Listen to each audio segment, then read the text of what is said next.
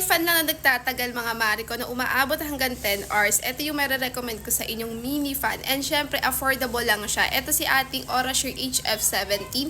Umaabot siya hanggang 10 hours mga mari ko. So, last Friday, ginamit ko na siya kasi kumuha ko ng result ko nga for my RAI uptake scan sa Philippine Heart Center. And ito pa siya ngayon, oh. Kita ba? Ayan, 83% pa siya. So, napakainit din last Friday.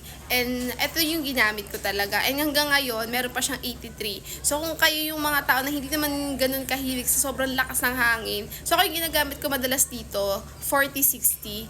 Tapos, ayun, yun yung ginagamit ko. And madalas talaga, umaabot talaga siya ng ganitong araw. Katulad dun, last Friday ko pa siya ginamit, mga morning yun eh. Morning ako umalis.